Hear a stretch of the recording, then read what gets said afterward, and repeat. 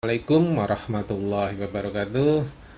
Nice to meet you everybody. Now, this time I will give you the material in chapter 3.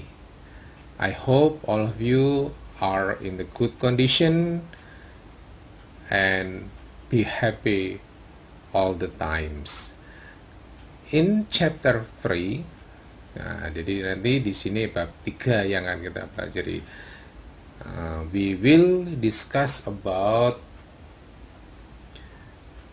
obligation or suggestion. Jadi nanti di bab 3 ini kita akan mempelajari tentang obligation atau suggestions. Oke. The material English chapter 3. Jadi materi bahasa Inggris bab 3. We know what to do. Kita tahu apa yang harus kita lakukan. In this chapter, we will discuss about giving suggestions and obligation. Jadi akan bahas tentang apa? Giving suggestions and obligations. Don't worry, after this, I will explain about what is the meaning of suggestions and obligations. Oke, untuk memberikan saran atau suggestions dalam bahasa Inggris, kita dapat menggunakan yaitu kata should atau menggunakan should not. Sedangkan untuk menyatakan kewajiban atau keharusan yaitu obligation, kita dapat menggunakan kata must dan must not. Last time all of you have discussed about modal.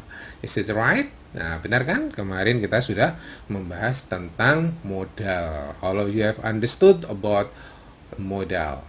Now, in this case, we just focus using should and must. Okay, everybody,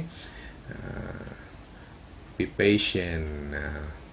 We will still pen, ya. Jadi masih dilukis dulu biar kelihatan apa. It is very interest.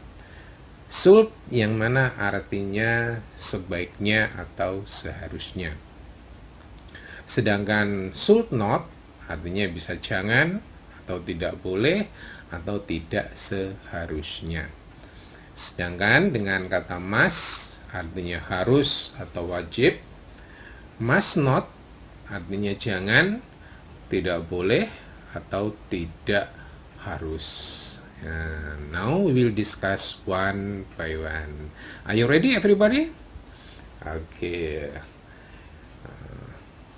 Pay attention not on the picture but on the note. Jadi jangan diberikan pada gambarnya, tapi pada apa? Catatannya. Suggestion is an expression used to express a suggestions to another person. The name suggestions is not obligatory to be done. It is not done. Someone will not get any sanctions or consequences. Usually in expressing suggestions, we use the word should, which means should be or should. Okay, the next suggestions. Ini dalam bahasa Indonesianya. Jadi kalau tadi bahasa Inggrisnya, sekarang terjemahan bahasanya. Suggestion adalah ungkapan yang digunakan untuk menyatakan sebuah saran kepada orang lain. Yang namanya aja saran, sifatnya tidak wajib dikerjakan atau tidak dilakukan. Bila tidak dikerjakan, maka si pelaku tidak akan mendapat sanksi atau konsekuensi apapun. Biasanya dalam menyatakan suggestion kita menggunakan kata should yang artinya sebaiknya atau seharusnya. Jadi di sini kalau kita menggunakan should itu tidak ada apa? Sanksinya jika tidak dikerjakan. Okay, we go on about patterns atau pola atau rumus penggunaan kata Sold. Untuk kalimat positif sold, subjek, kemudian diikuti sold, setelah sold diikuti dengan verb 1 atau infinitif, kemudian objek. Nah, sedangkan selanjutnya ini masih dalam kalimat positif. Subjek, kemudian sold, kemudian diikuti be. Jika di belakangnya diikuti dengan apa? Adjektif, kata sifat, noun, kata benda, adverb, kata keterangan. Untuk negatifnya, subjek, sold, not, verb 1, objek. Interrogatifnya, sold plus subjek plus verb 1, objek. Don't forget question mark, yaitu untuk menambahkan tanda tanya. Okay, is it very interesting picture? In this case, I will give you example about using should.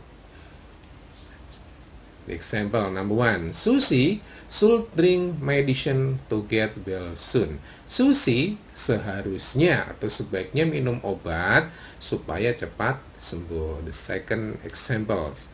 Contoh yang kedua, you should be calm in the classroom. Kamu seharusnya atau sebaiknya tenang atau diam di dalam kelas. Ya, berikutnya, Irman should not eat sweet and hot food. Irman tidak seharusnya makan makanan yang manis dan panas. Yang keempat, you should bring your dictionary. English is the third lesson. Kamu seharusnya membawa kamusmu. Jam ketiga nanti ada pelajaran bahasa Inggris. Jadi ini semuanya the example of using apa? Anak-anak? Should. Oke. Contoh yang kelima, I should not leave her alone. Saya seharusnya tidak meninggalkan dia sendirian. Yang keenam, should Rian do the homework? Yes, he should. Atau no, he should not. Apakah Rian seharusnya mengerjakan PR-nya? Nah, maka dia bisa, ya, dia seharusnya mengerjakan. Ini kalau ya. Kalau tidak, maka dia seharusnya tidak mengerjakan PR-nya. Yang ketujuh, should we go to the beach? Yes, we should. Atau no, we should not. Apakah kita seharusnya pergi ke pantai? Ya, kita seharusnya pergi. Atau tidak, kita seharusnya tidak pergi ke pantai. Ini yes no question ya anak-anak. Oke, the next. Nah, ini tokohnya siapa ini favoritnya?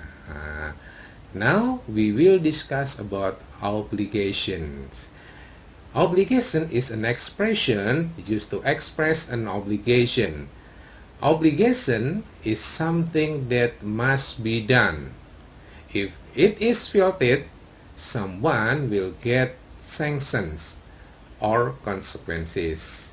In starting an obligation, we usually use the word must, which means must or obligatory. Okay, now the meaning in Indonesia. Nah, sekarang arti dalam bahasa Indonesia. Apa itu obligation itu? Obligation adalah ungkapan yang digunakan untuk menyatakan sebuah kewajiban atau keharusan. Namanya aja kewajiban adalah sesuatu yang harus dikerjakan.